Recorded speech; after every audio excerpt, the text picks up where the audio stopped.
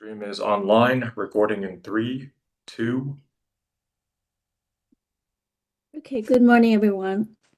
Thank you for joining today's Spending Affordability Advisory Committee meeting. Couldn't believe we're already in February. January seems to be just behind us. We had a lot of good discussions, as you can see on the screen. Many speakers shared with us their understanding of different aspects of the economy, as well as some parts of the budget on both capital and operating side. And when we walk through February, we're more switching from gathering information and digesting different pieces of and shifting that into framing our recommendations in preparation for the report writing. So today, we are at the beginning of the recommendation discussion. There are 3 groups of speakers today. One is our financial advisor. I'm very glad that she's able to join us and share thoughts from a credit rating viewpoint. And part of the reason is because the county is AAA rated county there. And when those rating agencies judge the bond rating, they really take into consideration their own assessment of the overall fiscal operation, management, and economic status, but also the long-term outlook regarding the sustainability part. So that's a very important third-party perspective. I think is really important for us to understand there. And Finance Director Rafiu, she's also a committee member, will be sharing advisor, and he's going to share a lot of information on debt side there, which is one of our recommendations of the committee, need to come out with debt ceiling projections. And then I will share from the budget viewpoint our first round of preliminary revenue projection, as well as multi-year outlook, which is also going to be included in a report after the assessment and deliberation of this committee there. And just one thing to remind you that is that starting from next week, we'll be more into report writing. As Todd already mentioned last time, he's our vice chair coordinating the effort on that. Next week, he will be expected to be a productive recommendation. And to make things work, number one, that it's just a kind reminder that for voting members, please try to send at least 1 or 2 ideas to him and myself, to Todd and myself on that by noon next Monday. I will also send a written notice later today as a reminder. I know everybody's busy, so that we can include in the discussion on next Thursday. The other thing is next Thursday was originally planned to be an in-person meeting to make it more dynamic. However, I just heard that it might be snowing, so let's play by ear. We will still send out a WebEx invite there, and we will make sure either Paul or myself will let you know whether we still plan to do in person or we have to switch back to virtual. But next week's Thursday's discussion is supposed to do a pretty thorough dialogue and hopefully reach consensus on the key recommendations to include in the report. The following week is more likely, again, we have to play by ear, more likely not to be a full committee meeting, because typically the vice chair will pull a few people to kind of write the draft of the report and then send it back to the full committee to take a review. And on February 27th, supposed to be our last meeting, will be the final discussion and approval of the report on that. So that's a general procedure right there. With that, I will close for now. I don't know, Todd, do you want to add anything? No, I think we're in good shape, Holly. Thanks. Okay, thank you. So Jennifer, you're on. Thank you. Okay, great. Well, good morning, everyone. If you just give me a second, I'm going to put up my presentation. But as Holly said, today I'm going to go over the just credit ratings in general, as well as give some perspective on the county's credit rating. So can everyone see my screen? Yes, thank you. I'll try and put it in full screen mode. Can everyone still see it? Okay. Yeah, we're good. Okay. So just to give a little perspective on the credit rating and what it is, credit rating really measures a local government's willingness and ability to pay debt in time, on time, and in full. Investors really use this as a measure of risk. So the higher the credit rating, the less risk that a default on the debt will occur. Positively, as you can see on the right-hand side of the slide, the county continues to hold the highest rating, AAAs, from all three national credit rating agencies. The county is only one of 55 counties across the nation that hold this designation's AAA designation. So the county's in the top 1.7%. There are 9 other counties in the state, aside from Howard County, that hold the AAA designation. A very elite group that the county is among in terms of credit ratings. Just in terms of the credit rating criteria that the 3 national agencies use, they are reviewing that criteria regularly and actually recently updated their methodologies. Moody's updated in November of 22, and both Fitch and S&P actually updated theirs last year. However, even with these updates and having slightly different approaches and slightly different metrics, overall, all 3 agencies are focused on 4 main factors. One is economy. They're looking at, diversity of tax base, population growth, income metrics, management, just looking at whether you have strong formalized policies, conservative budgeting, structurally balanced budgets, how often you, assess those budgets, and then long-term plans as well. And then long-term liabilities that looks at, debt and pensions. They look for policies here and how you compare to peers. But I think the most important one that they look at is finances. They're really looking at reserves and liquidity. They want to see that you have adopted reserve policies, that you're in line with reserves of other AAA rated counties. And it's really the first thing that they look at when they, pick up a credit rating. And it's, as you will see as we go through this presentation, is a primary driver, for any potential negative pressure on a credit rating. So here on this slide, this just gives some perspective as to some credit rating strengths that were highlighted in the county's last rating reports in 2024. You'll see that among the 3 rating agencies, it notes robust economy with strong wealth levels, healthy reserves, strong management, and a manageable debt position. The reports also note what could drive a negative outlook or a downgrade for the county. And you can see across the board that all 3 rating agencies note that a decline in reserves is a potential point of pressure for, if a negative outlook or a downgrade was to occur. The other items that they do note is an increase in long-term liabilities. So again, that's debt, pensions and OPEB liabilities, and then just contraction of tax base, reduction in wealth levels.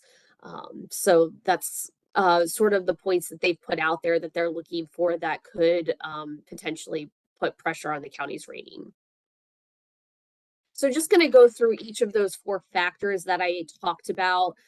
First, covering some metrics on the economy. The first is full value per capita. This is really an indicator of a government's capacity to generate revenues, is really, a strength of the county's capacity to generate revenues beyond property taxes. You can see here that the full value per capita remains above the state, national, and peer median. So the county's in a strong position for full value per capita. And then just moving on to median household income. This is the, ability for the local government to increase taxes and fees to generate additional revenues. The wealthier your tax base, the more ability, they can handle a potential tax increase or fee increase. So looking at the county's household median income, you can see that that's well above the state national peers. I know that the county ranks, in the top portion of counties across the state in terms of median household income. So the county scores very strong on this metric. So in terms of available fund balance, here on this slide, all three national rating agencies, as I said, have revised their criteria over the last 2 years, but this still remains one of the most critical rating factors.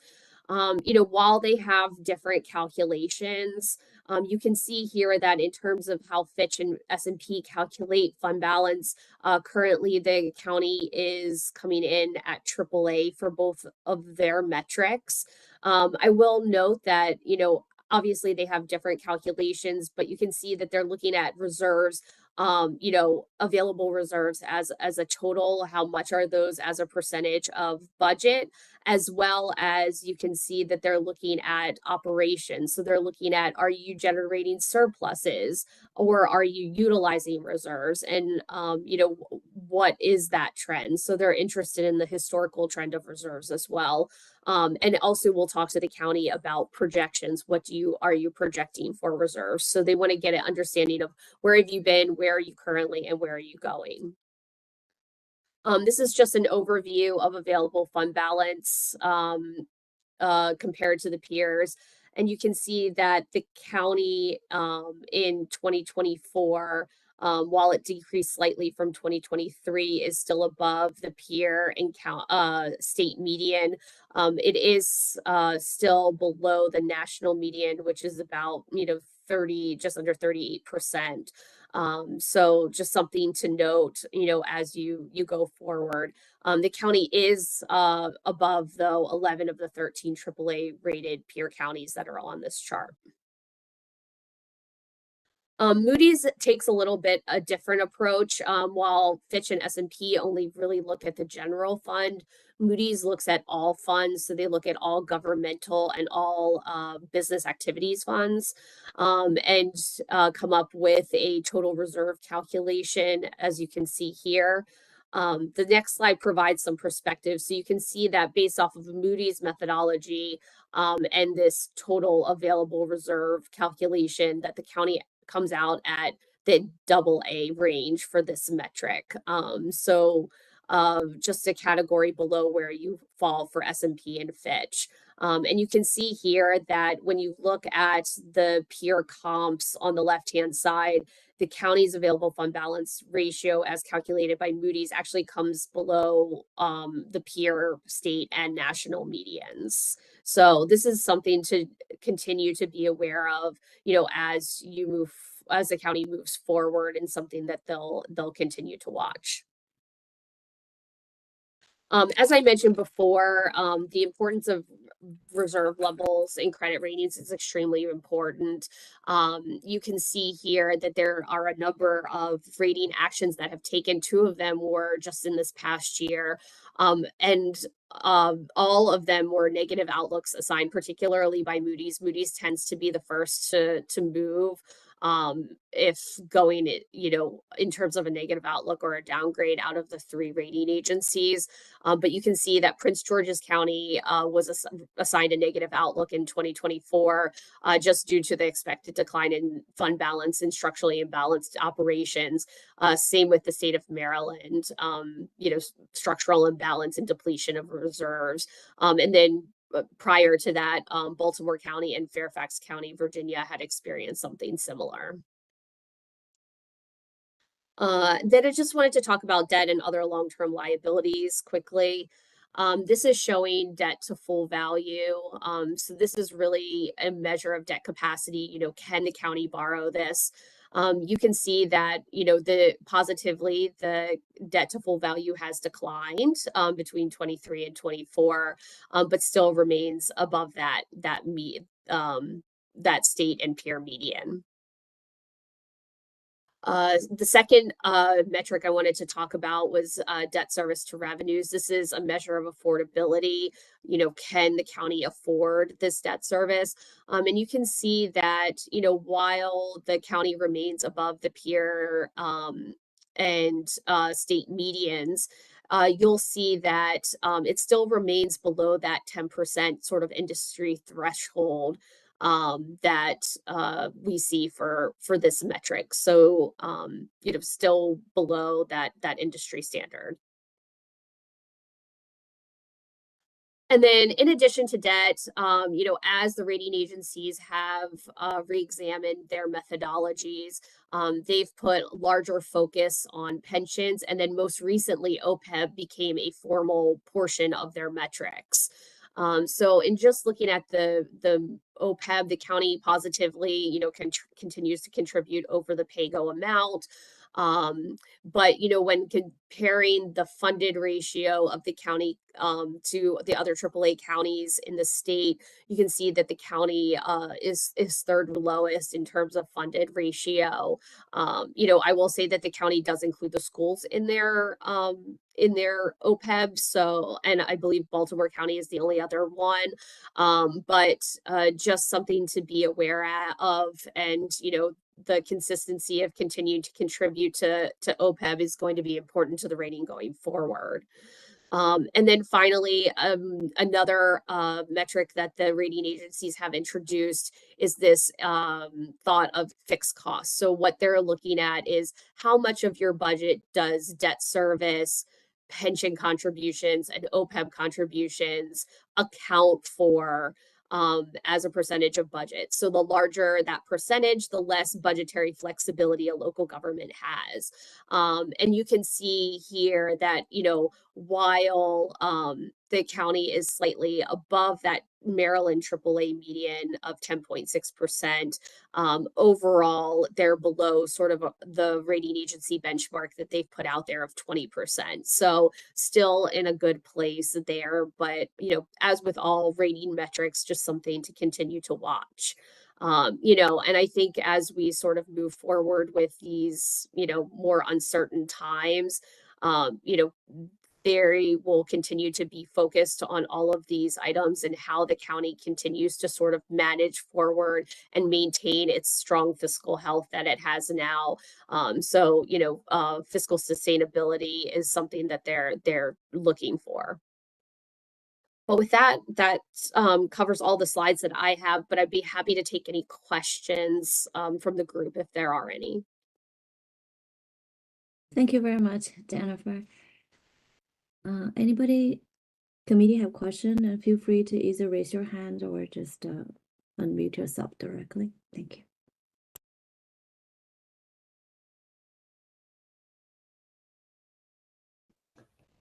Jennifer, this is Todd. Can you give us just an actual definition of fund balance? Sure. So the rating agencies, or at least Fitch and S&P, they typically look at what they consider available fund balance. So that's going in the general fund. So that's going to be your committed, assigned, and unassigned fund balance in the general fund. That's typically what they look at. Moody's will look at something similar. So they'll look at for governmental funds, they'll look at those same categories: committed, assigned, and unassigned. And then if you look, let me just go back to Moody's real quick. You'll see that they do a calculation of net current assets to get a reserve calculation for the business type activity. So your enterprise funds. So what they do is they look at current assets minus current liabilities, but then they add back any liabilities that have to do with debt or other long-term liabilities, because they don't want to double count those because they're already counting those in the debt metrics. So that's how they come up with their ratio. So, you know, sort of slightly similar approach in terms of looking at committed, assigned, and unassigned in, you know, the general fund or governmental funds, but Moody's adds in those business type activities.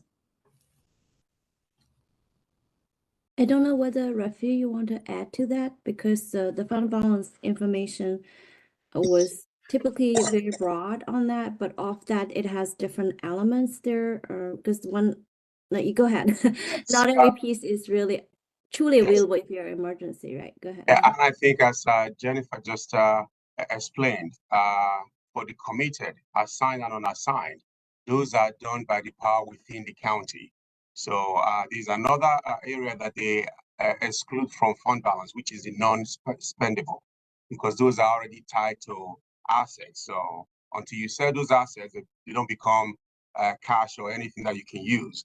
So the committed, I think the council has the final authority for approving that because there's an assignment to it, either grant or any available balance that we have, that some other authority other than just the council has authority to say you can use this money for this specific purpose. For assign, that is done through the county executive, but assign cannot be used unless it goes through the budget process. So, which the way the rating agencies look at it is that they know that you have those money available to use, but it goes through the formal process within the county. So the unassigned is money that is available for any use. But the way we use fund balance in the county is that they are used for one-time expenditures because you can't count on it; they are not recurring. And so they do look at that when you have a difficult situation, like we all are looking at right now, that the county has money available to meet those immediate needs while they plan for a long-term solution. Thank you, Rafi. And also thank you for touching on the charter mandates of Howard County that any use of fund balance can only be used for non-recurring one-time nature of spending. That's a very wise kind of regulation to ensure that we don't get ourselves in trouble because fund balance is, by nature is one time. It's very volatile. 3 years on that. So use of it by charter is limited to non-recurring type expenditure. And also thank you for explaining the total pie of the reserve because as you indicated, a different level and you and the general both indicated different type of fund balance are different. The unassigned part is fully available. Other parts are at different level of obligated there. For example, at the end of 24, among all the reserve, there's a big chunk was already including FY25 budget. So it's already approved, council approved, and it was used for different pieces there. It's still including reserve, but not necessarily you can tap it because during the year, we are already using some part of that. So just to clarify, thank you. And thank you very much, Jennifer. Thank you. Thanks, Jen. I can share my slide now if no one is if you have it available, that's fine. Yeah, please, if you have it, Rafi, you can run from your screen. Okay.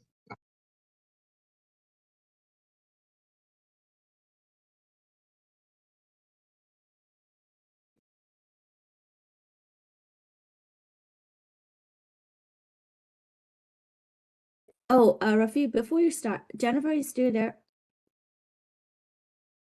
Yes, I am. Hey, Yep. Jennifer, I forgot to ask you one question. I mean, you're an expert from industrial viewpoint on that.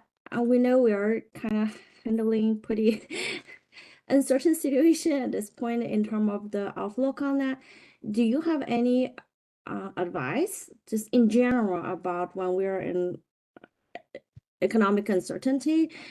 What are some of the approach that probably can be helpful in general for counties or jurisdictions for handling financial management? Yeah, no, I think, you know, being fiscally conservative, going into the uncertain times is going to be important. You know, your reserves at the end of 24 were healthy, and I think trying to maintain those, you know, as much as possible will be important. As I said, they're going to continue to be watching what the trend is on those, and if they're, you know, with any spend down could come any negative potential for negative outlook, as you saw with both the state and Prince George's County recently. So I think trying to just be as fiscally conservative as possible, and continuing the strong management that the county has shown, I think will be important going forward in the credit rating. Okay, thank you. Yep, not a problem. Yeah. Thank you. Hey, Rafi, go ahead. Sorry for interruption. Thank you, Jen. Thank you. Thank you all. My presentation today, yes, some of them do cover what Jen has talked about, so I will skip through some of those. So my topics today was one was going to be credit rating, that is going to be weaved into how they tie to our finances. And then, of course, we're going to talk about our current debt management policies, and our debt measure projections, bond authorization process. I think the last one is going to be actually authorized and issued, not unissued. So the first one is, we're a AAA rated county, as Jen mentioned. So we're very excited about that. But keeping AAA rating is not an easy task, as you've seen from Jen, especially task when the county executive took office in January 2019. Was to maintain AAA. So I think that is one of my department's major goal, to make sure we do everything possible to maintain that. But maintaining AAA requires the entire county. It's not just one department's job, it's everyone. Then the second charge was to revisit the rainy day investment strategy and to prepare for a downturn in the economy or revenue shortfall. And with that, you're going to see as I go through what we've done to support that going forward. Then, of course, one of the things that we take into consideration is that for a $150 million bond sale, our advisors, which is Davenport, recommended that the interest savings for AAA is over $1 million over the lifetime of the bonds. For geo bonds, they're mainly 20 years, and for Metro, we do go for at least 30 years. So for the credit rating, Jen has already mentioned it. There are four factors: the economy, finances, management, and long term. So we're very excited that we're AAA from all of them. So I'll skip these because I think Jen did a fantastic job of explaining what all of that means. So tying our credit rating to our fund balance, I think Jen mentioned it. As you can see now, looking at our rainy day fund, our non-spendable, which I mentioned, restricted, assigned, and unassigned. These are all the various areas. I think Jen said committed. Committed is what we now call assigned in accounting. I think Gatsby changed the term for us. But if you look at all of that for this year, I think we ended up with about 32.4%, which is slightly under what Moody's recommend. I think that's what Jen mentioned, that we are under the 35%. So, but overall, we try to maintain as much as we can, knowing that there are needs in the county. Specifically for the rainy day fund, as you can see, the charter requires that we have 7% of our last audited financial expenditures as part of our save as our rainy day fund. So our rainy day fund is been growing because as the revenue base grows and our expenditure grows, of course, the rainy day fund is expected to equally increase. I think the county, what we did was we adopted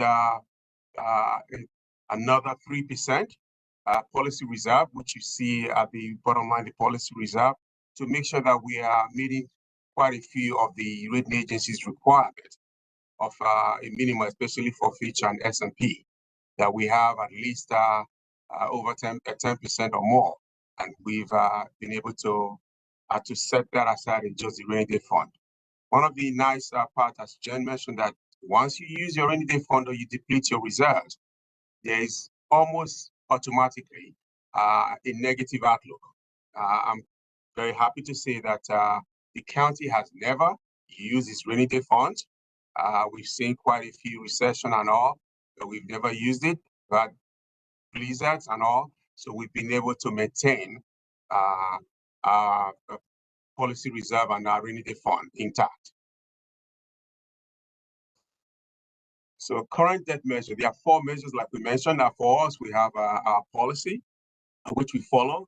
So debt as a percentage of the accessible base. Our policy requires that we should not have our standing debt more than 4.8% of our assessed value. If you can see from our chart here, we've maintained that. We've never, I think we are well under 3%. We've never met 3%. For this current year, last year, June 30th, 2024, we're under 2%. So our goal is to make sure that we never get close to the 4.8% as our policy states. So the second measure, this is still the same first measure. So we project over the next couple of years to see, based on our anticipated debt issuance. As you can see, our current assumption is that we'll be issuing approximately $90 million on an annual basis, and we use a 4.5 interest rate. So when you look at that, we projected all of that out with all the debts we've issued. We are still very strong that we are going to be under 2% for the next 10 years. And we monitor that on a regular basis. And the second debt measure is against the population on a per capita basis. As you can see, our population has been increasing, but it's no longer as fast as it used to be. And I think Dr. Fish mentioned that our population growth now is way slower. But so our per capita is still just slightly over $3,700. And the third measure is per capita debt measure as a percentage of per capita income. So when you look at, we are an affluent county. So if you look last year, based on our per capita income, we're about 98,000. So if you measure that to the debt per capita, we are about 3.84%. So we strongly believe that it's still way under. The limit is 10% for AAA. I think Jen mentioned that as well. So we are way under that threshold. As for the fourth debt measure as a percentage of debt service as a percentage of current revenues. You can see for 2020 and 2021, that's when we issued the P3 courthouse, which was a big chunk. But since then, we've been building. We've been way under our policy requirement of 10%. And when this occurred, we explained that to the rating agencies. In fact, we told them that we were going to probably exceed the 10% before we actually did. So it was no ding on us because we're very transparent and we showed them plans of what we're going to do to bring it down to below our policy. Even though they don't use this as their own requirement, but they do review our own policy. So one of the criteria for them is that they review the policy that you've set for yourself, and if you're not following it, it may lead to more questions being asked. So we've been able to maintain, and we know we're going to be way under 10% as we go forward. So we equally, this slide we projected for the next 10 years as well to see where our ratio is going to be, debt service as a percentage of revenue. As you can see, we are way under the 10% as well, and we monitor that. And this is factoring in what I said earlier, the $90 million in annual debt issuance, and of course, at a rate of 4.5%. So bond authorization and issuance process. Of course, the bond authorization process starts when pretty much when capital projects is being created, because we identify how we are going to fund those projects. So, and it goes through the capital budget approval process, where it's clearly stated we plan to issue bonds for these projects. And the amount that we plan for is estimated as well. Of course, anytime that the council passes the budget, the capital budget, those bonds that are assigned to those capital projects are now authorized, and they are in effect for 4 years. And if after 4 years we still need bonds, we have to go back and those bonds have not been issued. We go back for reauthorization through the council, through the process. But of course, once bonds are authorized, we reflect that in our bond issuance. But we don't issue all the bonds that are authorized in the same year, as you know, because the capital project takes a little process for it to be completed.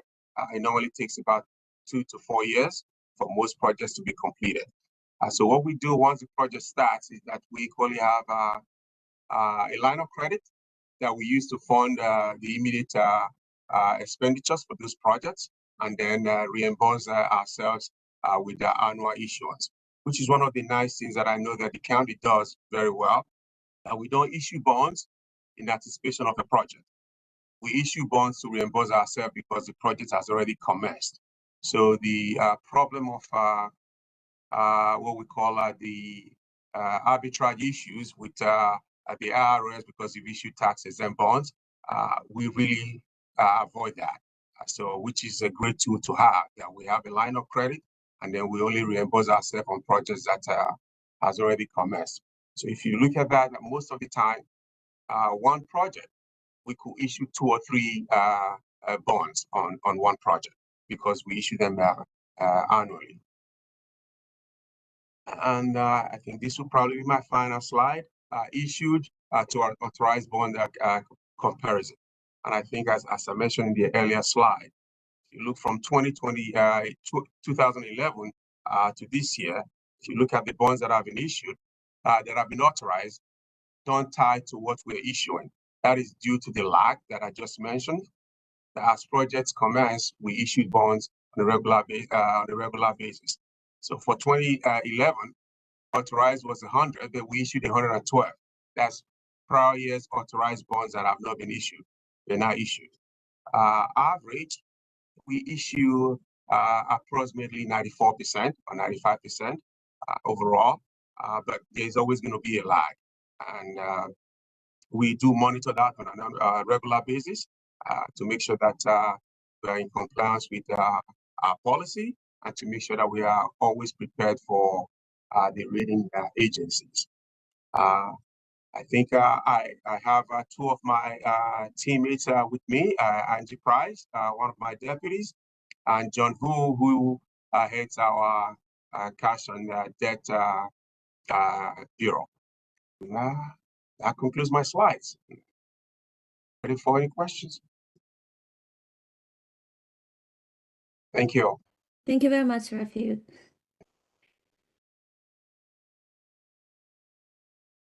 Rafi, this is Todd. If you go back to the last slide where you're looking at authorized and issued,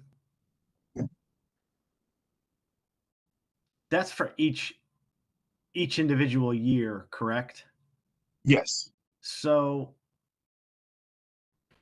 I guess the one thing that's not answered in this slide is what's the current backlog of authorized but unissued? I remember several years ago we were looking at that, and some of the authorized bonds we took off the books because they hadn't been issued. Is that under control now, or is there a big backlog of authorized but unissued again? There's always going to be a backlog, but they are all under control. And I think, as I mentioned in one of my earlier slides, once the 4-year window hits, we review all our authorized but unissued with all our project managers to ascertain if those projects still need those bonds. And if it's determined that they don't, we deobligate it through the budget process as well. And if we still need bonds, then, like I said, it has to be reauthorized. So after 4 years, automatically we take them out because we don't have the authority to issue bonds for bonds that were issued authorized 4 years in arrears.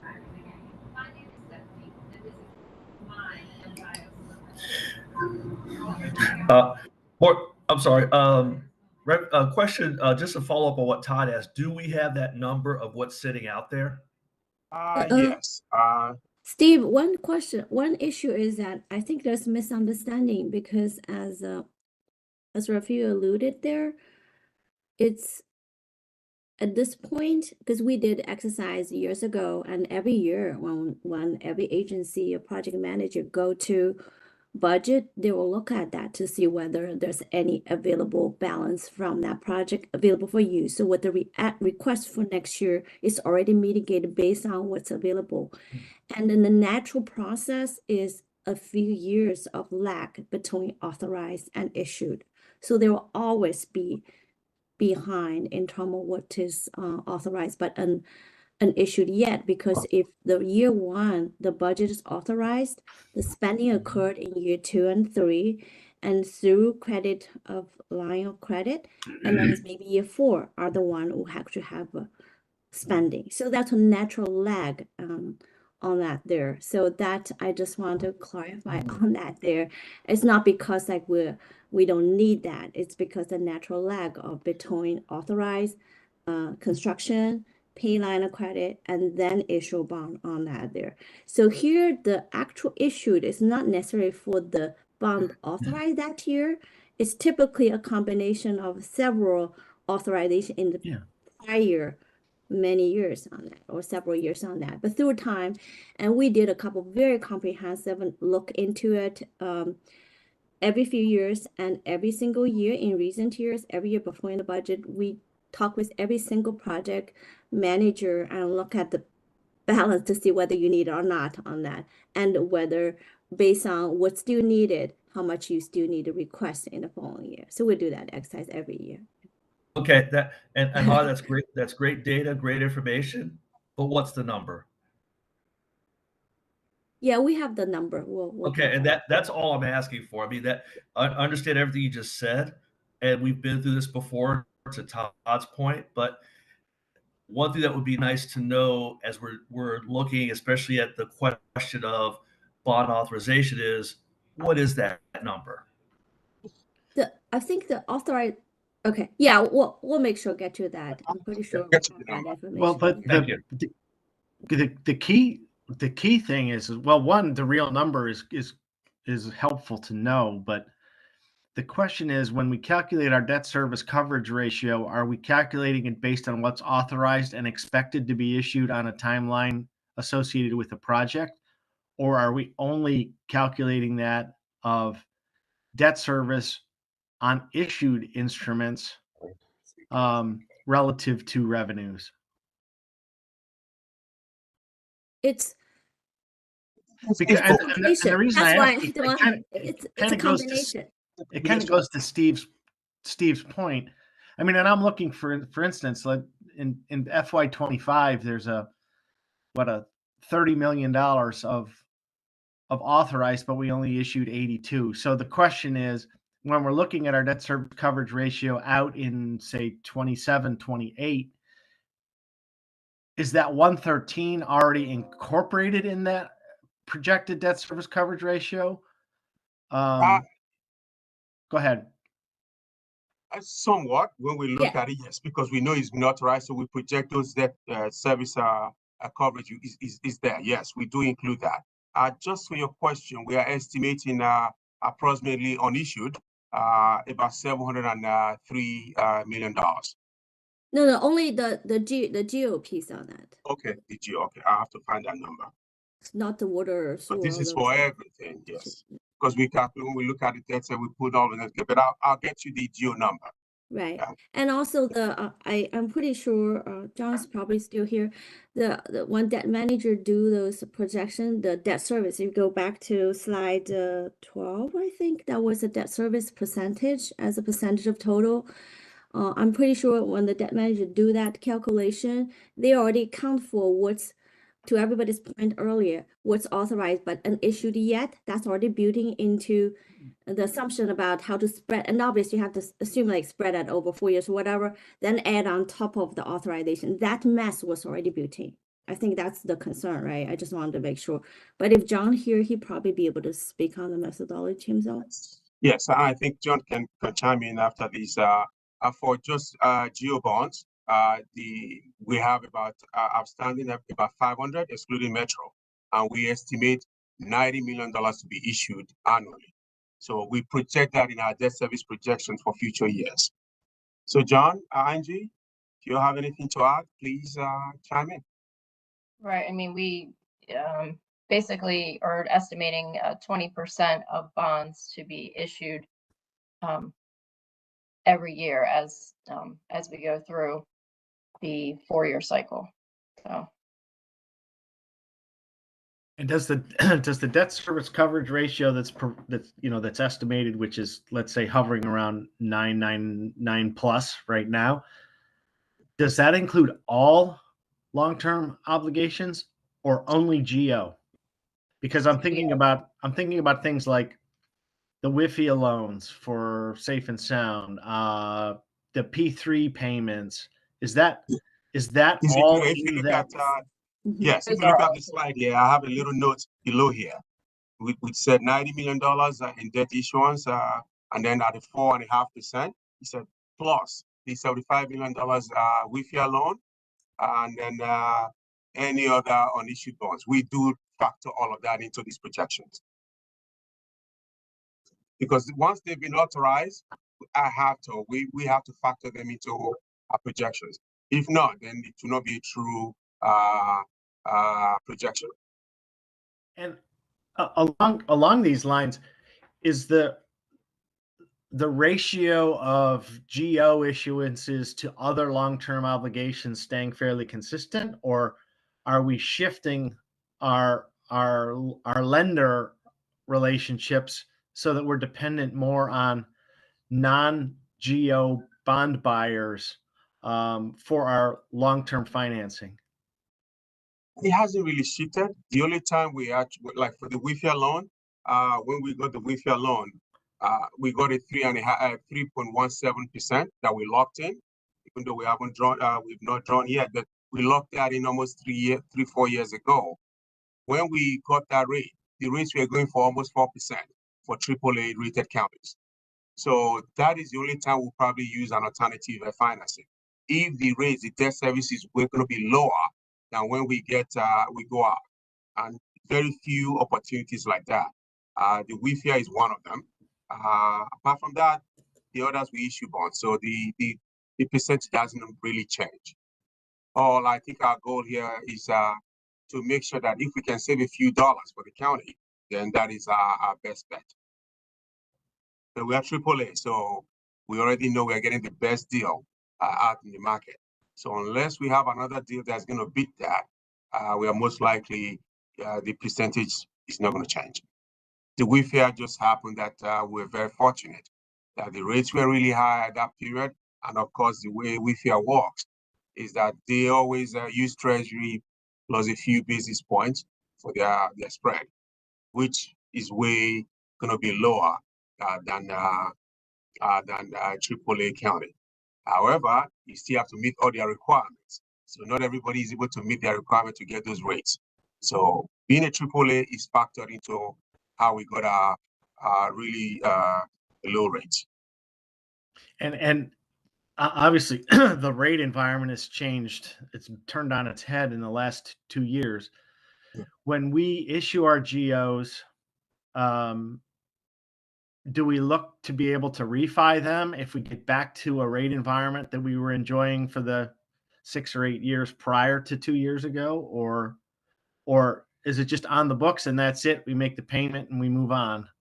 No, thank you. That's one of the things that we do on an annual basis. We do. It doesn't look like we do a lot, but we do. Our policy requires that if we find savings for refinancing that is 3% net present value or higher, then we should go ahead with refinancing. We do that, or we review that every year. So when we're going to issue bonds now, Davenport, Jen, and our FAs review all the debt we've issued prior year to see are they the ones that we can refinance, and if we do, are we going to meet that policy threshold of 3% or higher? And if we do, yes, we will refinance to make sure we save money. We do that every year. It is one of the functions that my team and I take seriously. So do we start over on the amortization schedule, Rafu?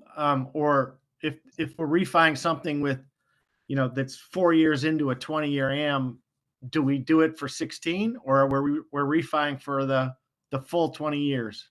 No, we do it for 16. We don't increase the life of the bond. Okay. We've never increased the life of the bond, so that's one of the requirements that we follow. All we're doing is trying to get some savings because the interest rate environment is more favorable. Yeah. Is there any opportunity to do that with the P3 payments? We review all of them. So yes, we'll be looking at that.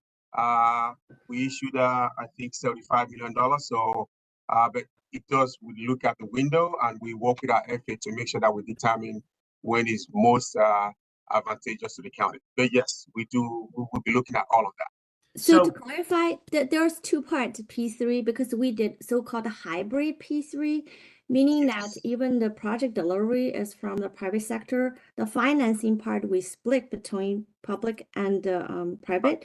So the part financed by public, we can refinance anytime we want. The part with private, we cannot because they bundled together in the overall 30-year contract, projected the cost there for both their financing, construction, design, and operating and maintenance. So that's a fixed contract that cannot be changed. That's true. So that's a 30-year AM on the public side of the P3 project.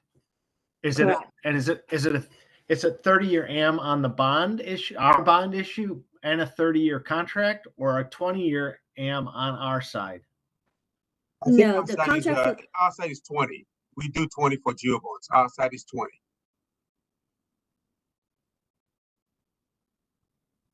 So for the public, we issued is a 20-year term.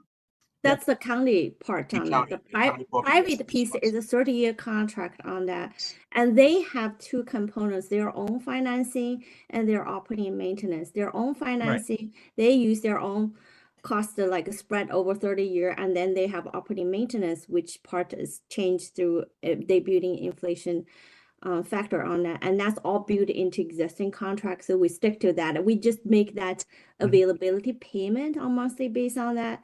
It was again, if they do their own refinancing, whatever, that's beyond our control and doesn't impact our obligation for the 30-year bond.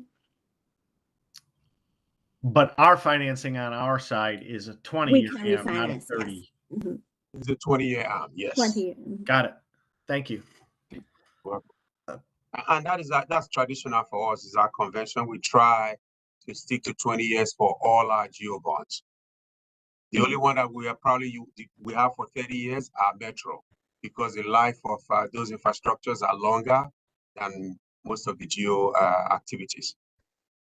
And the 20-year was based on charter, right? I think it was a legislation limit. The charter says 30 years. It doesn't really specify, but conventionally, in finance, this dates back to years ago, probably over 40 years or so now. We've always stuck to the 20 for geo because buildings are normally 25 years life.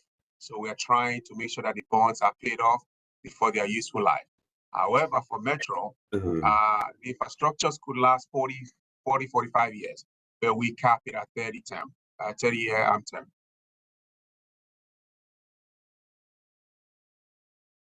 And is there still a move to investigate P3s for school deferred maintenance? That is that's really a question for the schools. I think for the school system there. I don't know whether Brian is here. Yeah, Todd, I think they're looking into it. I think they even set up, and Ellen might know more about this. I believe they set up a group or something, Ellen, to investigate that possibility.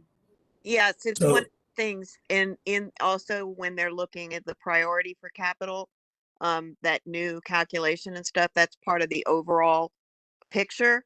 But I don't know how far into that they are. There was some confusion about how P3s really work. So part of it is to make sure that's been explored, because some of that has been done in PG County, but not necessarily for maintenance. So I think it was more a fact finding and fill in the gaps and make sure that alternatives are being reviewed. Yeah, this is Brian Hall.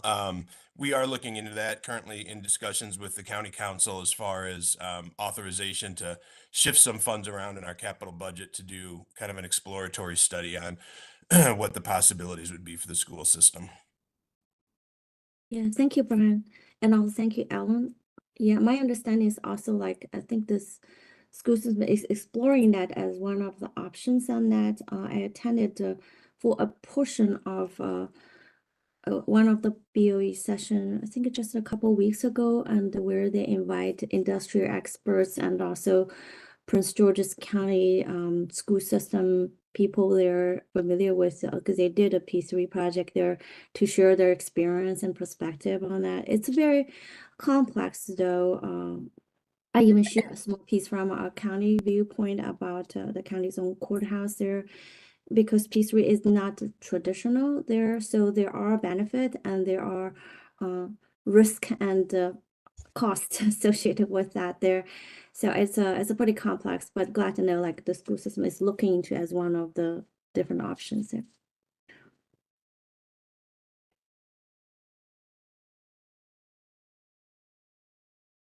Any further questions on that?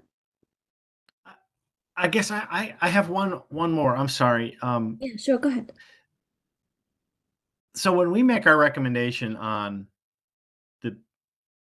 the long-term debt limit that we would, as a committee, want the county to abide by, are we giving only a recommendation on GO, or is it all Yeah, GO long-term bond. obligations? No, it's only GO because GO. yeah. Going on? I went to my girl's house and then went to the doctor's afterwards, and I tested positive. No. Who is talking? I'm sorry. Can someone mute yourself? Yeah.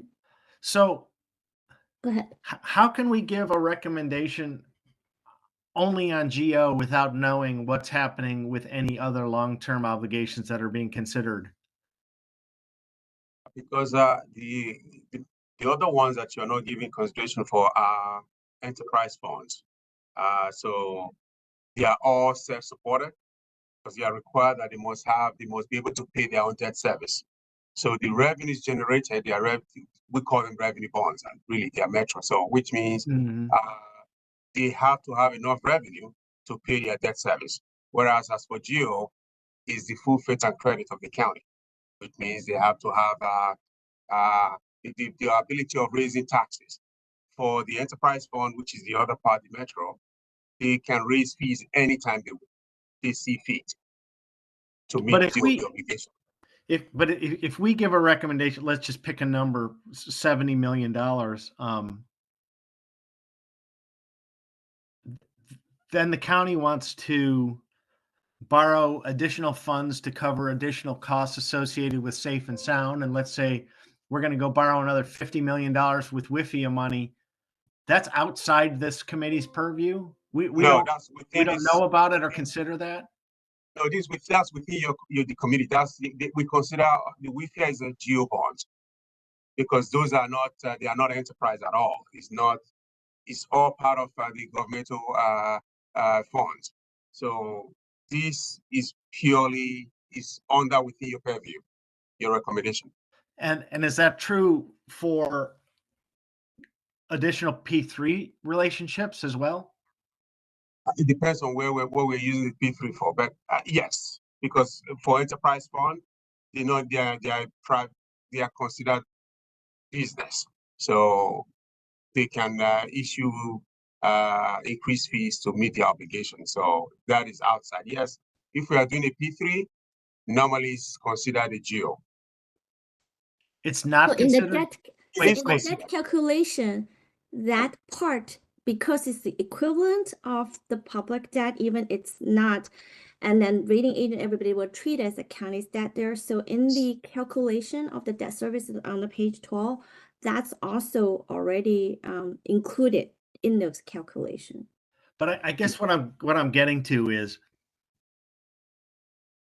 I don't quite understand. If we know, for instance, that right now that the school system is investigating the possibility of using P3 to take care of deferred maintenance, which is, north of $100 million, can that be done outside the purview of this committee? So we don't know that, oh, by the way, there's another $50 million in P3 that got issued this year in addition to the 70 GO limit Yeah, that's a good question. I think it really depends on how that's get done.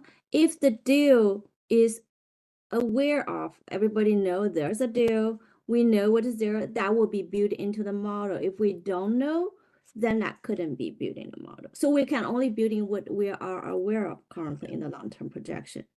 So like we feel loan, we have the loan, so that was already built into. In the future, if there's anything new, then that will be built. We cannot just make speculation, right? But if we are aware of, say, let's just say the school system, the state, whatever, they all have a P3 deal into that, that's going to be built in the model on that. I would probably say that just to add to what Harley said, that if it's coming through as a capital project through the county to the council, yes, we'll be aware and we'll definitely factor that in, which I assume it will be.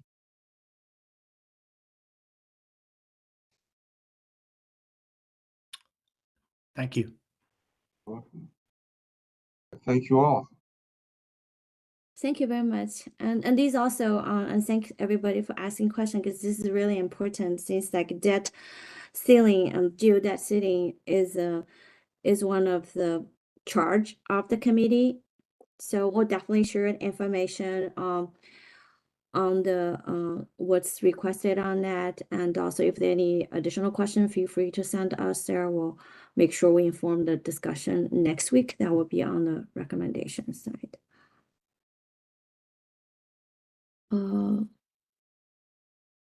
Our next speaker is myself.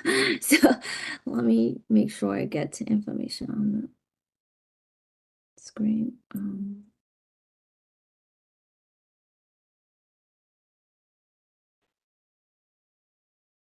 All right. So I will do a preliminary projection for the county's fiscal outlook. I choose a foggy picture because forecast is always dealing with uncertainties, but we are probably looking at some elevated uncertainties starting from a couple weeks ago. So there are some known piece of risk on that, but we don't know whether will hit us. Definitely is the state proposed some significant cost shift to all counties there because their own financial structural problem as alluded early on that there. And also there are a lot of unknowns related to potential or ongoing federal actions that will have both impact on the funding risk, grant funding risk, and also broader impact. So the funding risk part is, we talked a little bit last time, is that there are significant federal grants and pass-throughs to different counties, including us on that. And they're in different stages. Some are awarded, but we haven't received part or sometimes most of the disbursement yet. There are also others has been applied, but still in pending status. And obviously there's a lot of future grants on that are at stakes as well. And on top of that, we do have loans. We feel loan is the biggest part. We just talked about 75 million. We also have some resilience loan on that for the Alex City project on that there. And some part is a federal pass-through as well. And these are approved, but we haven't gotten disbursement yet. There are also some FEMA eligible costs incurred there on the seeking for reimbursement. So what's a potential consequence is we really don't know the fate for each of them. And based on the court decisions and keep evolving situation, it looks like some of them may have less risk than others there. But we really don't fully understand the situation, and we're still waiting, as everybody else, and watching the news on a daily basis to see what's going to happen on that there. So the potential or more likelihood is at least some project might get either reduce the funding or even no longer funding available, which might require or will require local funding to bridge the gap or cover existing expenses, or sustain some of the critical services or project that's already in the process. The broader impact that could be not just the grant funding confusion there, there's also ongoing process looks like about potential reduction or already happening, reduction of some federal employment and contractors there. There are also other measures that might have financial impact that has direct impact on economy. That's including employment, inflation, and even the affordability for houses there. And that include impact for the county residents, business, and nonprofits there. Revenues part there, we could feel it one way or another. And we're going to talk about it in a minute. And on expenditure side, we might have actually rising needs for some of the assistance there because of the financial difficulty newly emerged for some of the residents or nonprofits there. So on that end there, the counties, like other jurisdictions, we might get squeezed from both ends, meaning like we have uncertainty or pressure impact on the revenue side, but at the same time, we may need to cover more services than usual. About the county's general fund, we already talked about this earlier that more than 90% at this point is the revenue come from property tax and income tax, and there's also other fees and charges, etc.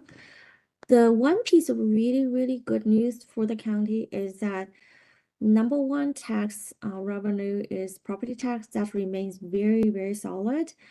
And this is a chart that shows 20 some years of history. You can see the assessable base there that after some gradual growth, it remains gradual, but compared to historical average, it's a little more than 2% a year. At this point, we're almost doubling that level of growth, so that's remained strong. One thing to point it out is to link to what DPZ provided earlier about the county's demographic and the development trend there, you can see between 2000 and 2010, that's a time that we see dramatic growth of assessable base at that point because we have population growth, we have new development at that point.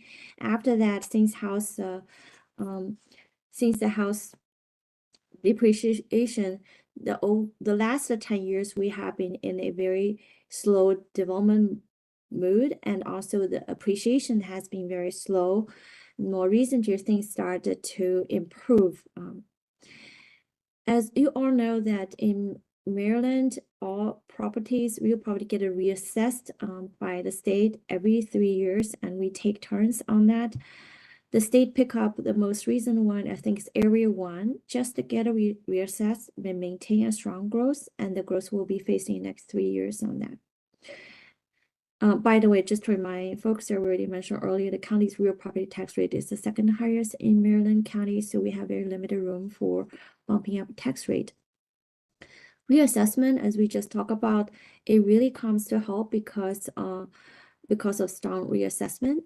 All these values show is one group reassessed that year compared to 3 years ago. So the most recent group, it's 19.5%, and you get it facing in next 3 years on that. So still very strong. However, the total growth for reassessment for the last, I think 4 years in a row, we have been lagging the state's average assessment. Maybe partly because our own population growth slowed down, and also the price is very high of the county. That probably limited the overall growth compared to peers in Maryland. Our commercial property last year was have a single digit. This year have 12.5%, which is better to be facing next 3 years, which is also behind the state's average in this period of time. Now, thanks to the market, this one was very strong, but people may ask why we don't see those double-digit growth of property tax is because number one, there's a triennial cycle facing, so everything gets facing in 3 years, and you only have one group get reassessed. So you always face the combination of different groups there. Number two is that we also have a homestead tax credit, which caps taxable base for owner-occupied properties at only no more than 5% growth per year. So no matter your house grows, how much each year the growth for your county tax bill for that base holding rate unchanged is not going to be more than 5% per year on that. And obviously that's also mitigated about the county revenue. Other factors, the county has different tax rate. For example, there's a aging in place credit that was passed 2 years ago. That's actually provided more generous and a longer term for the credit for aging in place houses there, which is great for our seniors there. It does increase those credit by multi-million dollars a year. There's also commercial real property, which has been lagging as we talked earlier. And there's a personal property, which has been seeing sometimes decrease, sometimes stagnant growth in recent years. And that trend will likely continue according to State Department Assessment and Taxation. So uncertainties still hover there. Even this one is definitely very strong among all the tax we're talking about, because affordability, was talked about, I think, Jimmy earlier in the real estate presentation, as we also talked about the mortgage rate there, that remains uncertainty very high, and also the weakening of the commercial base there. The office vacancy rate is still relatively high, and there's uncertainty about what the business decision will be if some of the existing lease expires there, whether they're going to downsize the buildings in the future. And we also talked about earlier in DPC presentation, new construction slowed down dramatically. Permits issued last a couple of years are the lowest in the past 2 decades on that. And obviously the impact of federal actions could mitigate some of this, or at least pose some uncertainties for the future. But for near future, we will say property tax remains strong and likely to be strong in the next couple of years. Income tax is a different story. It has been very, very volatile. And for folks who have been in the committee for a little while, a couple of years, I actually put a picture of a roller coaster because that's exactly what we have been experiencing. In some years, the performance income tax is very, very different from the fundamental economists on that. So that makes it difficult to make projection for any single year. We might get more accurate in terms of like a long-term projection, but any single year, the deviation is very big. Pre-pandemic, the average growth is about 3.4%. That's actually not far away from fundamental personal income growth in that period of time. Is typically between 3 to 4%. So that's close enough. During the pandemic, however, you can see as high as double digit, 10.6% growth to negative 6%. That's a huge swing between those different years there. And the fundamental economy for most years is actually have been close to, in some years, higher than historical average, but the volatility has been huge and driven by many factors. They're not able to be known in advance, and sometimes it's a policy decision as well. For example, the federal stimulus, it does provide huge hope, but on temporary basis for income tax. And state distribution timing, in this case, the FY23, we see a big bump and followed by a huge decrease there. It's because some lacked reconciliation, but also combined with the state distribution timing, because in any given year, the state controller's office doesn't know for sure which part is really belong to that year until after 1 or 2 years when they get the final number reconciliation. And so that's lagged by a couple of years there, and that's kind of complicated overall picture. So as you all remember, last year we got a hit of a 6% drop, partly because prior year's unsustainable one-time factors gone, but also because of some reconciliation factor that kick in. The county's income tax rate, by the way, is 3.2%. That's the highest or the maximum rate allowed by the state. So personal income growth, how do we look at the future? This is a graph developed based on Dr. Clinch's projection released to this committee about a week ago. The last couple of years, as we said, that during the pandemic, because of some of the temporary factors, we actually experienced higher than historical average of personal income. That is coming down, but we're pleased to see that the future outlook still remains close to or a little bit higher than 4% growth. And based on the different strands, I think Dr. Clinch mentioned earlier about our diversified and very educated workforce, and diversify the discipline on that, especially strong professional management, business professionals there. So that's really a good strength there. But as he mentioned to the group there, that projection and also the state projection has not factoring potential impact from the federal actions, which just started to emerge, and it's very difficult to quantify. But holding on that, we are looking at more than 4% growth in next few years, absent federal actions. There are still some factors of concern. Again, most of this was already shared with by Dr. Clinch last week. Here's a graph from his speech about the county employment. After pandemic, we have been experiencing recovery, but at this point, we are still 1.9% below pandemic level. Also, the orange color line representing Howard County, you can see we have been trending below national and below state and below Baltimore metropolitan area. So in general, we have been lagging behind everybody else in this period in terms of recovery. And that's kind of in line with what we just talked about, accessible base. We have been lagging behind the state average. Last few years, their population growth, I think we also lag behind the state average on that there. So some of factor concern is about employment there. So we are seeing statewide, the state control office was making a projection, state jobs is likely to grow between 0.1 to 0.4% on average in the next several years. And the county has been either trending or slightly below the state average. And as we all heard earlier from DPZ, the population growth is also slowing down in the county. So that's, again, it's probably more long-term impact there, but we are feeling that now, and combined with the aging, which means probably less income for an individual, which will transfer to taxable base for income tax there. The migration have been in and out of the county has resulted in net income loss and workforce participation plus less residential development. Those all have potential impact there as well. And the risk factor we haven't accounted in so far in the personal income projection is a federal potential actions there.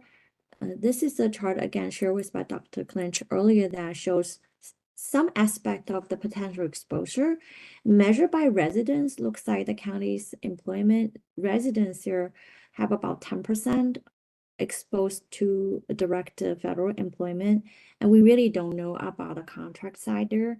So based on what's going on currently and could potentially happen, it's reasonable to believe there might be some impact. It's just difficult to quantify how much that would be. Other key revenues here, another bright point is on interest income, because the Federal Reserve has been slowing down and continuously the cut of interest rate, and depending on inflation, that could continue in foreseeable future. So last year and the year to date, the interest income is still very strong. So that actually provided some resources on that. If that continue, at least in foreseeable future, 26 solid, it's going to be very solid interest income as well. There's some home sales related taxes, surcharge and permits, as you all recall, has seen dramatic decrease for the last couple of years there, and some are double-digit transfer recordation and some permits on that. We have been seeing some recovery in at least first part of this fiscal year. However, it really varies by months on that there. It depends on how the overall economy situation is evolving. That may or may not continue. At this point, we're still thinking that current year is relatively, there's some improvement on that. We just kind of try to look into next year, how does that continue. The state aid the county has, this is not grant, we're talking general fund, the state aid. We have very small dollar amount. It's primarily in highway user. There's a moderate growth based on governor's proposal, but there are some risk for future years because highway user, if you remember, maybe 20 years ago, the state took away 90% of highway user funding from our counties here. Since then, there have been incremental growth. And last couple of years, there's a state legislation provide some temporary bump on that, which is going to end after a year. So if the governor doesn't pursue that or General Assembly, then after FY26, we will see some decrease on highway user revenue, which is the biggest funding we got from the state in terms of direct aid. So the preliminary revenue projection is actually showing a historically high growth. At this point, our preliminary projection was showing $76 million, which is a little more than 5% growth. The reason are two main reasons. The first one is on the property tax, as we talked about that earlier, remain very solid. I think we're confident to have about 4.4% just based on SDAT, the State Department Assessment, and as the taxation departments. So their number is very solid based on the reassessment. And then the number is typically not swaying too much on that. Local taxes on that, there are other things usually pretty moderate, and the growth in absolute dollar amount is relatively limited. Income tax is 6% growth from prior year's budget. That's because of two factors. One is the current year. So far, we have been seeing pretty strong receipts there. Last year, as you recall, we have a significant dip. But following that, we actually have seen some recovery. However, we only have 1 quarter of distribution from the state, plus some partial reconciliations. It's not that definite, but we are confident to see that we'll end up the year with more than original budget for income tax there. We still need to keep an eye for the rest of the year, obviously. On top of that, we're building a little bit cushion for our forecast there. For next year, based on the personal income there, we are thinking originally should be around 4% growth if the state do the distribution right, matching the fundamentals more closely. But because of the federal actions, the potential uncertainty, we're temporarily take it down to 3.5% growth from the estimated level. Again, things are evolving. We're just trying to provide a little hedging without knowing for sure how wild and how long those impact will be. Investment income, that's another point that was we're seeing some growth. So that's another reason that we are seeing a little bit higher than usual growth for FY26. So that's where we have currently, as we just talked about that historically, we're seeing 3.5 to 4%. So 26, because of those elements there, we are looking at temporarily higher than usual growth on that. Now, even with that relatively positive revenue outlook, we are still looking at pretty significant gap even before factoring the federal actions on the service side on that. On the expenditure side, the total requested revenue growth from different entities combined at this point is about 137 million. So that's about more than 61 million higher than revenue. And among other things there, here's obviously we have the school, community college, debt service, OPEB, different county agencies, and also nonprofit requests there. Then on top of that, the state proposed the cost of shift and some legislative changes there. If everything get passed, it's going to result at least on 9 million cost to shift to the county, or in new cost to the county on that. There are some new emergency needs, potentially federal actions we cannot quantify at this point, so we didn't put in. So that gap could be bigger once we factor that in. One thing to point out is because school is one of our biggest spending receivers there, school request plus the state cost to shift alone is almost equivalent to the overall revenue growth on that there. So at this point, we are still working with all the different partners, try to understand the potential impact from the federal actions there regarding both the grants, loans, and also anything else that could need help or assistance from the county side regarding services there. In terms of long-term projections there, here we're looking on average about 3.6% in the next 5 years beyond FY26. So the again, the main support for the positive element for this projection is property tax. So because the phase-in approach and because of homestead credit cap on that, there some of the growth in current or in the past couple years still get carried over in the next few years. As a result, there it was projected to be about 4.4% on average in the next 3 years. But beyond that, there it's expected to go back close to normal of historical level. That's why it averaged 3.8% for property tax in this period of time. But the immediate future, next couple years, is going to be higher than that, thanks to triennial phasing approach there. Income tax, the hope is Holly, one quick question there on property taxes. Yeah, go ahead. That's based on an expanding number of housing units in the county and increase in value in those housing units, or is it only based on the current number of units in the county? That's based on pretty much the same pace of growth of new construction plus what's already known or projected for assessable reassessment on that there. But based on the growth rates of the last 3 or 4 years, yes. or historical growth rates? Correct. The last 3 or 4 years, not historical.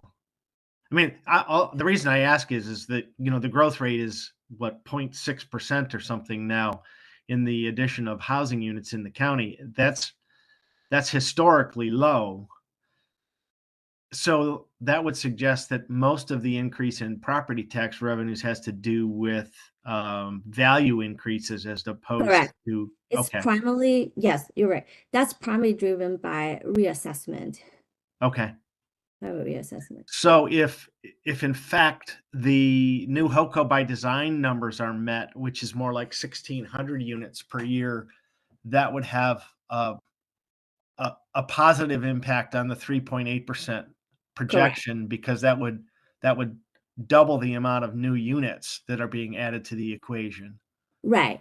New units is still fairly small compared to overall reassessment. That's like a majority of the growth every year. But to your point there, if there's more new unit, that's going to add to the positive spin to the numbers we have currently. Yeah, it would seem like it could actually be of some consequence. I mean, if we go to 1,500 from 750, and that growth in new units then becomes, 1.5% to 2% as opposed to 0.6 or 0.7%, that would seem to add another almost 1% to property tax revenues on an annual basis.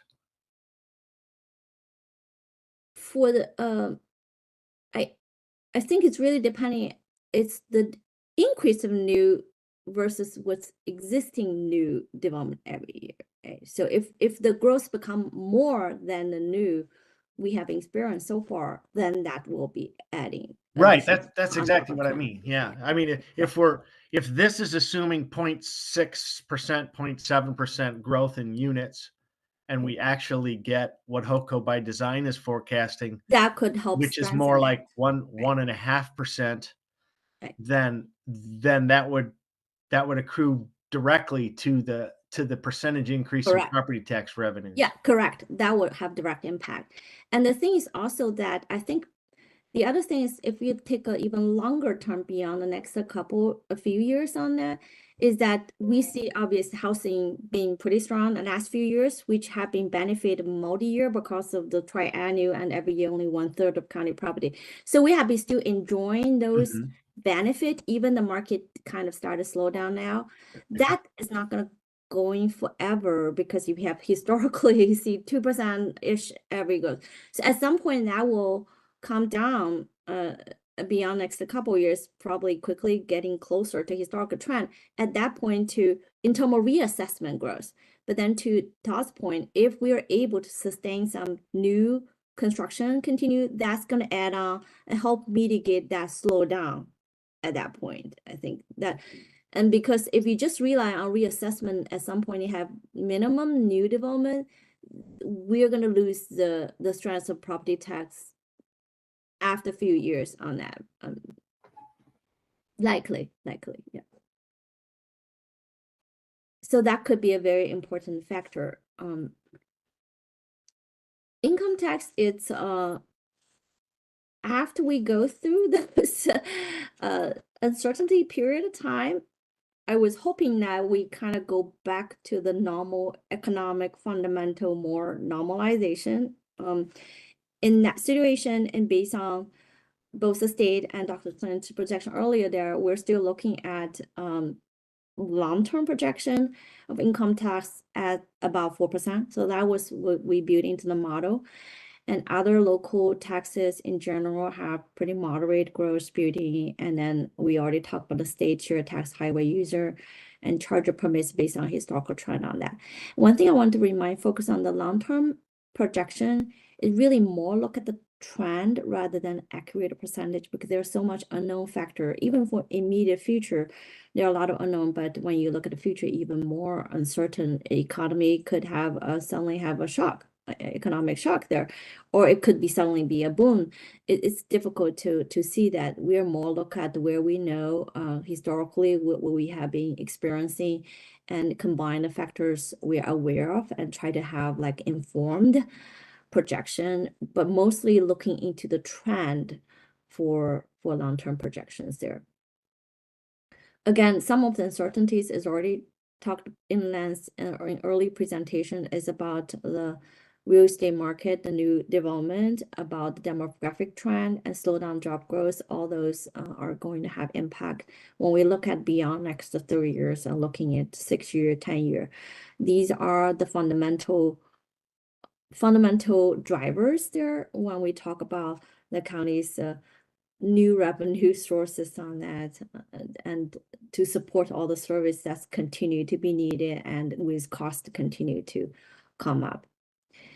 And talking about that, it's the same trend as we have been seeing in the past and similar to 26, which means that all the needs or the requests for different services here provided by the public to the public there from both local governments and education entities combined are still much higher than the revenue projected. Even we are looking at actually above the historical level of revenues in next several years on that, and that accumulated deficit could be very high, but on annual basis, it's going to grow between $70 to $322 million per year, just based on existing projections on that, if we don't take any action to balance the budget. And obviously that's not going to happen. Every year we have to work with everyone, and by law we have to develop a balanced budget on that. That means like the challenge will remain, and every single year we have to kind of go through a difficult exercise in a collaborative way, try to make things work, because we do have to play stewardship for taxpayers' money, and they are also under a lot of pressure these days in terms of cost rise because of inflation and relatively high living expenses in the county and relatively high taxes already. And here's just some of the numbers behind the charts there. It looks at the revenue we had talked about earlier. Expenditure in general, however, was looking at 5.7 to more than 6% growth in general in this period of collectively. And based on superintendent proposed budget, which is still being delivered by the Board of Ed, the multi-year projection was asking for 353 million growth of the county revenues in next 6 years, which is about equivalent of 94% of projected county revenue total growth in this period of time. Again, we acknowledge that the school is super important part of the county and one of the critical strengths there. And in recent years there, we have been strengthening our investment. And as you can see, this is multi-year history. There, the navy bar represent the annual general fund spending for education, for community college, library, and our school system, and which is like a majority of the general fund budget and more than 5 times the public safety funding, which is in the orange bar, and anything else on that there. And in recent years, this one we didn't, we pull on the screen in one of the presentations and responded to a question on that, but haven't shared with the committee yet. This is the county's funding increase for the school operating budget after leveraging between 10 to 15 million increase a year for multiple years here. Last 3 years, we have been providing between 40 to 47 million growth each year, even, which is significant compared to historical level growth, even when the student enrollment has shown a decrease or stagnance, and as of today, still lower than pre-pandemic level on that. I just want to say is really, I know the school has a lot of needs on that. A county government has been trying our best to try to provide help, but we do have limits on the funding side there because of all the reasons we talk about. In a good year, even in a relatively good year there, it's not going to be sufficient to cover all the needs on that. I just want to kind of share with the public and also understand the needed balance for all other services the county has to provide. The capital request part, we also touched upon this earlier. That also continue to see the difference between what's available on GEO versus what is requested on that. We just talk about the debt and the GEO bond. In recent years, the GEO capital budget hover between $72-75 million here because debt service indicator at one point exceeded 10%. And then last year is the first time we started to increase a little bit to $89 million because the overall debt service as a percentage of general fund, as a percentage of revenues, has shown a little bit improvement. It has been below 10% and continue to show a good trend, although it's not too far away from 10%, but we have been below that, and the number seems to also show a little bit decrease over time, as just presented by our finance director. So we have some positive trend, but we still have to keep a close eye on overall debt level. Now, with that in mind, the request, however, on average is $147 million in next to several years on that. So we're still looking at a gap between $55 to $60 million on average for GEO request versus GEO bonding capacity that might be allowed each year. And some other resource requests also exceed capacity there. So with all those challenges and also this elevated uncertainty, what are some of the general strategy we're entertaining is that we really have to stay flexible and also be cautious. So as I think if our financial advisor also mentioned this earlier, one critical part is we need to preserve fund balance against the risk and future volatility there, because it does provide more hedging capacity if things does happen, if there's emergency needs on that there.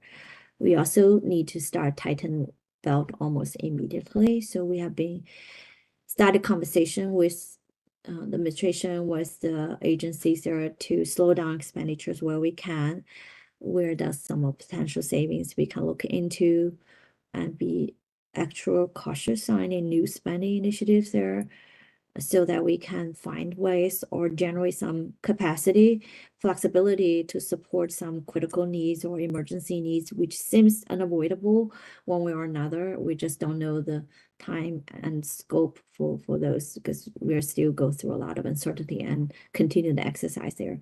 We also have to collaborate with all the stakeholders there to navigate this together. The last point I want to make is that at the same time, we are working together, try to get through it and minimize impact or interruptions on the service to our public. But at the same time, we have to balance those short-term needs with long-term sustainability. We should do best, try to avoid, like, in order to cope with immediate needs, sacrifice or at the cost of the long-term well-being of the county. So that's another thing that I just want to throw out there. So with that, I'm finishing. So if anybody has a question, please feel free to jump in. Yeah, thank you.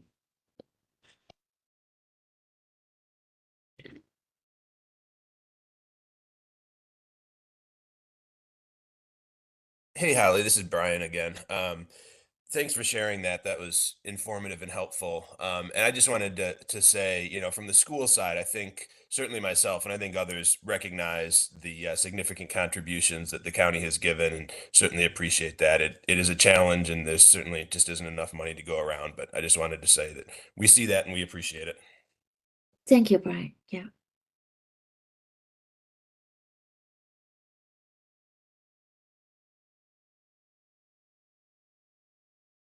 Yeah, if people need more time to digest, that's fine too. Hey, Alan, I think you have a question?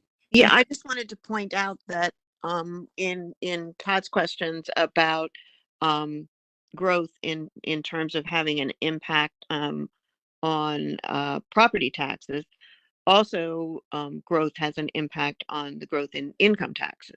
Yes, So that's true. just to balance out that the general message is that without growth, you can't sustain existing services.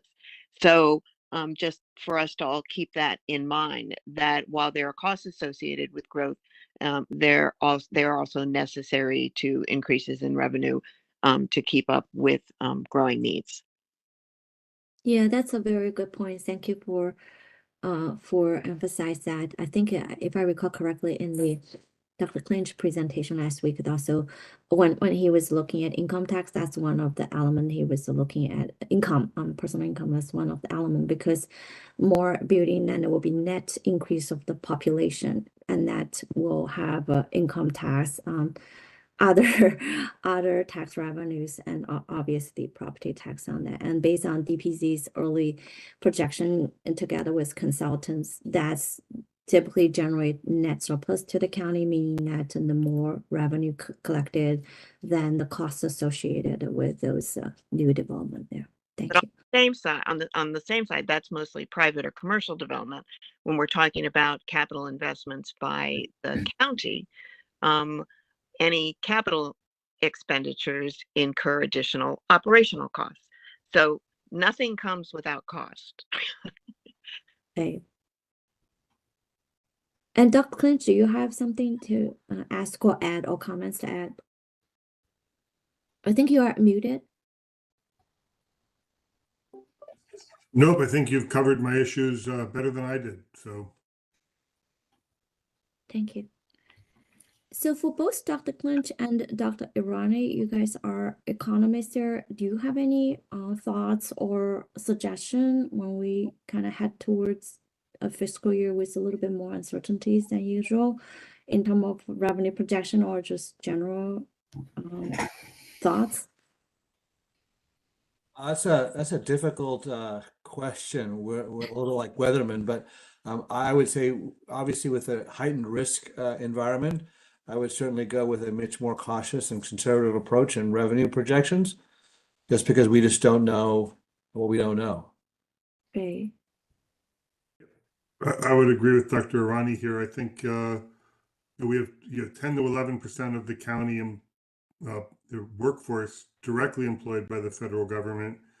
Statewide, when you look at federal procurement, it supports another 10 to 20% of employment. And with Howard County having a lot of professional workers, many of whom are government contractors, the outlook for federal spending and federal procurement is clearly uncertain.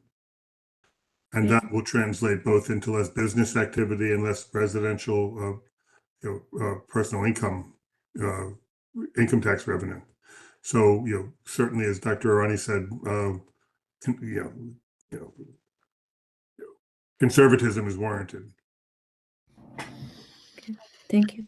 Another question for our economists is there historical data that can provide some instruction for us with respect to what's happening now at the state level and proposals to increase the income tax on our highest earners, and also increase the so-called death tax in the state of Maryland? Are we at risk of losing our highest earners in the county due to outmigration as a result of this? We're already seeing net outmigration in the county. At the state level, you are experiencing a net out-migration of high-income and high-educated workers, possibly because of job opportunities, possibly because of tax policy. And so clearly raising the proposals to raise the state tax on high-income residents and the slow population and employment growth in the state clearly has the implications for the state. And as Maryland's highest income jurisdiction and among the most educated workforces in the state, Howard County, is probably going to suffer disproportionately from this outmigration. Whereas in the past, you had a lot of migration into the state from higher cost jurisdictions, Montgomery, especially Prince George's, into the county, bringing the professional workforce. But again, at the state level, decisions in Annapolis have an impact on our population decisions. And we are, as I said, experiencing a net outmigration of high income, highly educated workers. Is And that you have to go back to the 90s for the last time you've really had drawbacks in federal spending. But I'll send them to you, Todd. The Board of Revenue Estimates had some good charts that I don't remember, but I'll send them to you on what the impact of sequestration was in federal spending decisions in the December meeting. But it ain't good. How's that? Yeah, but it's kind of like, it's not really quantifiable. It's just intuitive. Right. I think that's part of the challenge on that. We're looking at a lot of uncertainty. We have to factor into, but it's very difficult to know the range, the magnitude, and the timing also. And that's true for the housing situation as well. I mean, one would expect that with a very limited supply growth in housing, and a demand level that at least to date has stayed pretty consistent, that's going to drive prices up, which is going to drive property values up, which is going to drive property taxes up. I guess the question is as the housing market rebalances, if it does, because I'm not sure that the county's development regulatory environment will materially change and open up the spigots a little bit. It may. I'm not going to prejudge the results of the AFFO committee, but I would say that cause for optimism for an increased number of units is tempered, in my mind at least. So the question is, as new units are being added, does the demand still outpace that new unit growth? And as a result, do property taxes and property values directly, actually property values and by extension property taxes, continue to go up, even though we have a limited supply growth? I don't know the answer to that, but it seems like there's a balancing act there that right now we don't really understand. And Todd, we are getting close to wrap up now. It's 8:51. I Yeah. just want to ask you, because next week you will chair the discussion. Do you want to just kind of briefly talk about expectations, especially we have a couple new members on that there to what to expect the next week's meeting? Yeah, if we go back to kind of our original task list as a committee, the two primary objectives are to provide a recommendation on expected growth rates in annual spending, and then provide a number that we think is the responsible number for borrowing, long-term borrowing going forward. So I think last year we were maybe at 70 million, if I remember correctly, was our recommendation for capital or for bonding. So those are the two primary numbers, and then everything kind of flows from that. And then there's a list of other considerations that we want to raise in the report going forward. But so for next week, we'll be looking at those two primary metrics of what this committee is supposed to report. That's the number one objective. Holly mentioned at the beginning, and I'll go back to an earlier meeting when we asked that all members be prepared to put together a couple of bullet points of things that got your attention during all of these presentations that should come to me and Holly, which will help us work more on the executive summary than anything else. But if you can get those to us, Holly and I talked about, well, maybe by this weekend, and then we thought, well, you know what, Sunday, I think a lot of people have other things on their mind this Sunday in particular. So if we can get those from you all at Monday at noon, that would be great. And we'll start to call through those and try to make some prioritization decisions on what we think might fit most appropriately in this year's executive summary. And because as we talked about earlier, we want to have an executive summary that can be boiled down to some really, really brief key bullet points that kind of tell the story as best we can for where we see things headed in the county. So if you can get that to us by Monday, that'll help guide us for next Thursday's meeting. And then following that, we'll put together a small writing committee, and Holly and/or I will reach out probably before next meeting to try to put that smaller group together that's a little more nimble. And that group will be meeting to pull together first drafts of the report for dissemination to the rest of the committee. But our time is running short. We still only have a couple weeks now left until we have to present our report. So we have to keep moving at a pretty good pace. Hey, Todd and Holly as well. Just a quick question.